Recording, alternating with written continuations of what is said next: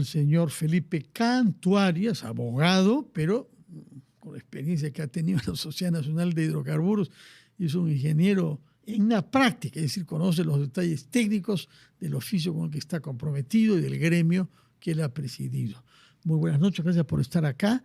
Quisiera saber qué noticias tiene usted de estas últimas horas, de este último día. Y en primer lugar, respecto de la causa que ha producido lo que es el accidente más grave que ha vivido el gasoducto en los 21 años que tiene de funcionamiento. Era más bien respetado internacionalmente por el buen mantenimiento y por la seguridad que ofrecía, y de pronto estamos ante un accidente grave. No sabemos cuál es la causa del fuego que ha producido esa deflagración. Y la otra pregunta es si se mantendrá el plazo que se ha previsto de 14 días para tener el ducto funcionando otra vez. Bueno, muchas gracias, Fernando. Un placer conversar contigo. Sí, bueno, a ver, como has mencionado, los dos ductos que transportan el gas de camisea, un ducto de gas natural seco y el otro que es el poliducto que transporta los líquidos del gas natural, sufrieron este incidente el domingo pasado. Después de 21 años de operación ininterrumpida, con un nivel de disponibilidad y confiabilidad del 99.97%, que es uno de los estándares más altos en el mundo, ocurrió este incidente que está bajo investigación. Todavía no se ha determinado la causa. El día de hoy, Ocinermin, que es el organismo regulador, ha descartado que se trate de un sabotaje, pero se están tratando de entender qué es lo que ha ocurrido. Ahora, el plazo... ¿Posibilidades? ¿Hipótesis? Bueno, preferiría no... Las autoridades están en el campo, yo creo que determinarán qué es lo que ha ocurrido. Lo que sí creo que es importante mencionar es que ya se ha comenzado a movilizar equipo, quizás para poner un poquito en contexto a todos tus televidentes y oyentes. Esta es una zona muy agreste, está en medio de la selva, una selva tupida, cerca ahí a Megantoni, en el Cusco. Solo se puede acceder por vía aérea. Y el domingo y el lunes en la mañana el clima no permitió el ingreso de helicópteros. Luego el lunes en la tarde se ingresó a la zona. Y ayer y hoy se ha logrado incrementar el número de helicópteros y ya ha comenzado el transporte de la maquinaria pesada y también de los tubos. Y quizás para que se entienda la dificultad logística, Fernando, son tubos de 32 pulgadas de diámetro, son tubos que pesan toneladas, entre 2 y 5 toneladas cada uno, hay que transportarlo en helicóptero. Además hay que transportar la maquinaria pesada para hacer todo el movimiento de tierras, porque el tubo está enterrado. Y además todos los equipos adicionales. Hoy día, gracias a Dios, se abrió una ventana del clima y pudieron ingresar los helicópteros, se ha ido movilizando el equipo.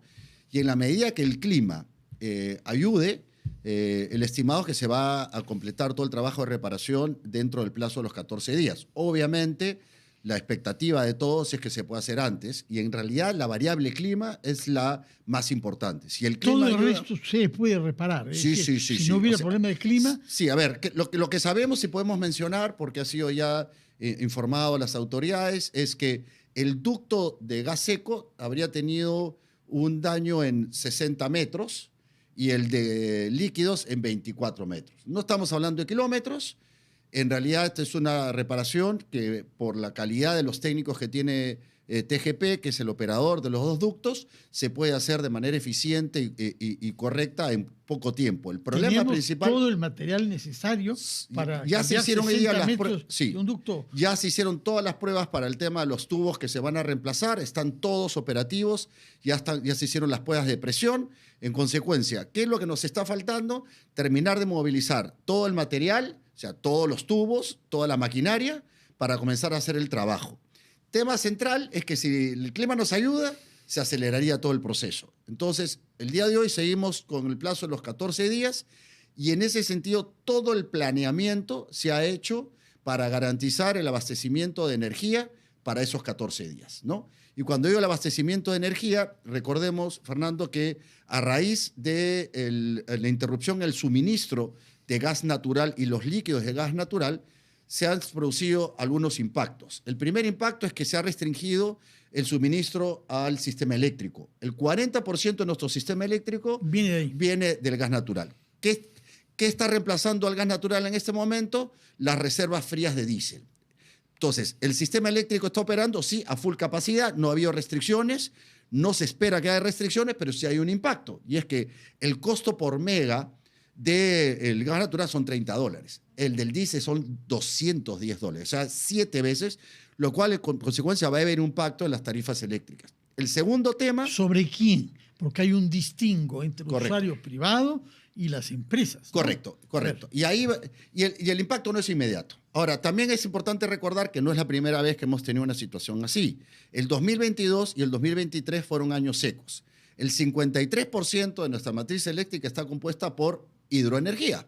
No hubo suficientes lluvias y se tuvo que prender las reservas frías de diésel.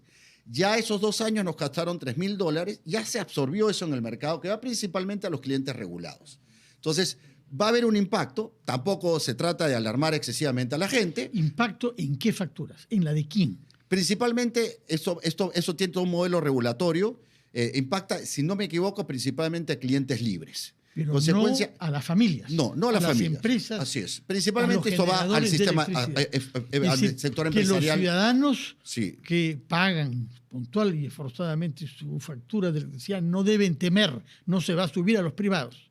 Bueno, y sobre todo, además, este no es impacto inmediato y lo que hemos tenido es que es un periodo corto también. Recordemos que serían 14 días, tampoco, ni siquiera es un mes completo, por lo cual el impacto se va a mediatizar en términos que apenas entre nuevamente a suministrarse gas natural, el costo de operación bajará. Entonces, impacto va a haber, pero principalmente para el sector empresarial, que es el que también estaba teniendo un serio impacto, y es que hay mil empresas que usaban gas natural, que le han dejado de suministrar y que el día de hoy están utilizando algunas otras fuentes de energía, que está generando una presión al tema del GLP y el diésel, ¿no?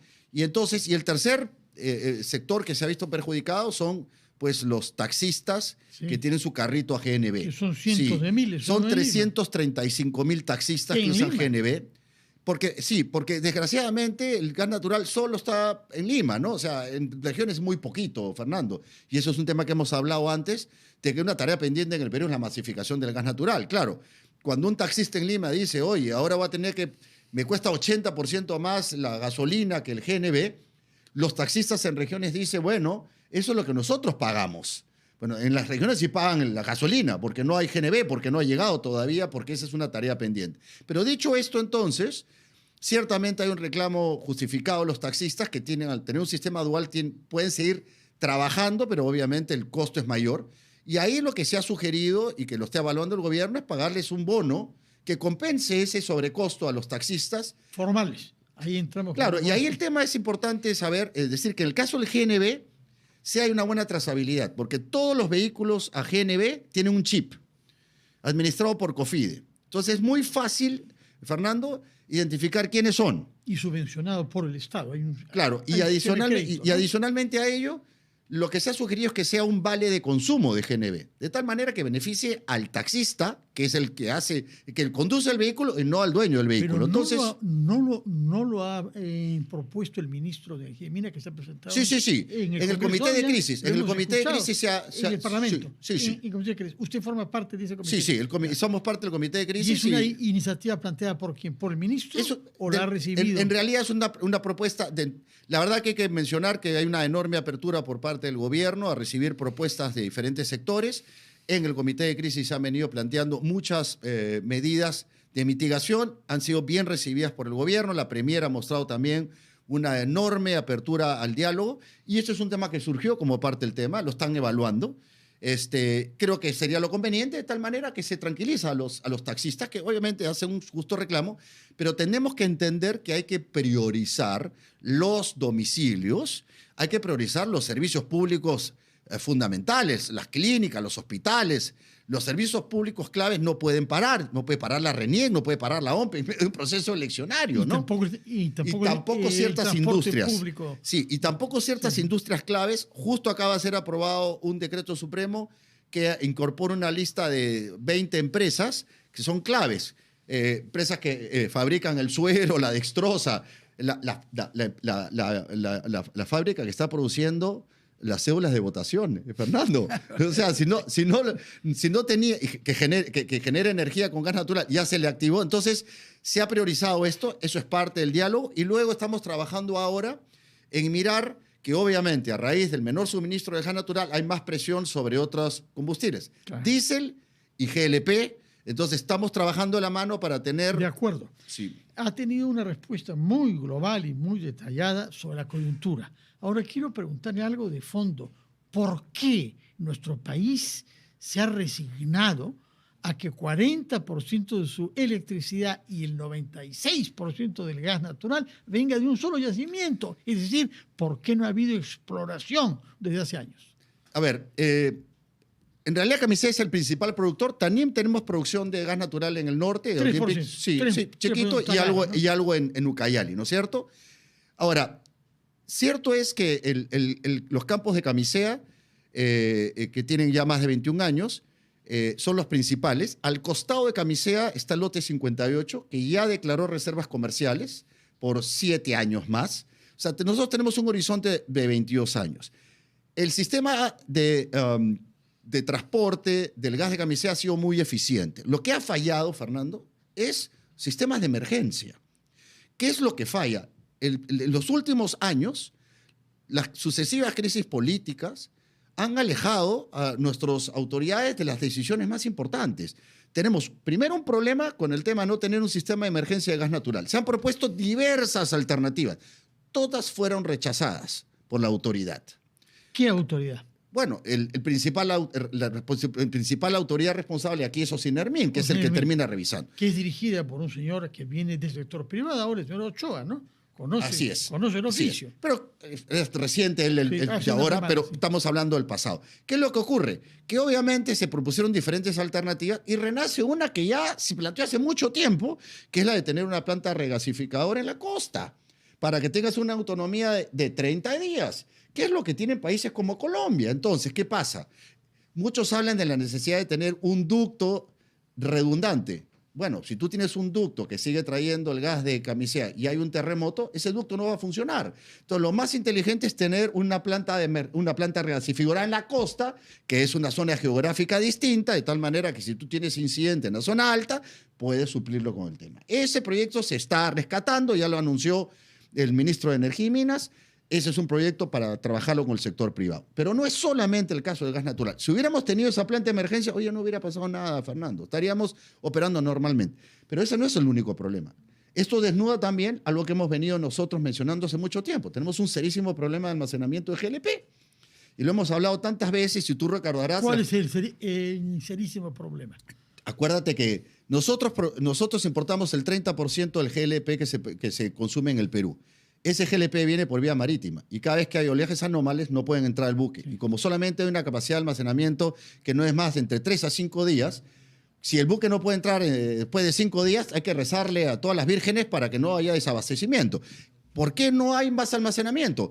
Porque nuevamente las autoridades, en lugar de enfocarse en que haya inversión en almacenamiento, en crear las condiciones, se han enfocado principalmente en el precio, en la tarifa al corto plazo.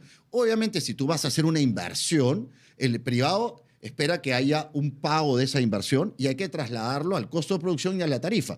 Para que no suba la tarifa, no se aprueban todos los proyectos de inversión en almacenamiento. Pregunta, ¿por qué no se ha invertido y favorecido la inversión en hallar otros pozos? No puede ser que en este país haya uno único, Camisea. Sí, y déjame terminar y regreso a ese punto, porque también quiero mencionar que el olvido de la política energética nos pone también en una situación compleja que quiero explicarte, Fernando, y se lo estamos diciendo a todos los candidatos a la presidencia.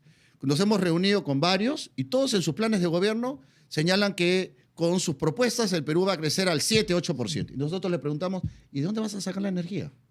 Hoy, como te decía, nuestro sistema eléctrico está basado en 53% hidroeléctricas, 40% gas natural y la diferencia en energías renovables no convencionales. Sí. Pero no hay un solo proyecto más de hidroeléctricas y no hay proyecto de generación térmica de gas natural. Algunas paralizadas por gente corrupta, hemos sabido por Jorge, ¿no? De todo un poco, ¿no es cierto? Pero el punto central es, si tú quieres crecer, si tú quieres que crezca la economía y que haya más inversión en minería, que haya un nuevo Quellaveco te requiere 400 megas. ¿De dónde lo sacamos? Entonces, nos hemos olvidado de promover lo más importante. Entonces, recapitulo con esto. Tenemos una crisis energética el día de hoy que es resultado de políticas equivocadas del pasado, que las estamos pagando ahora.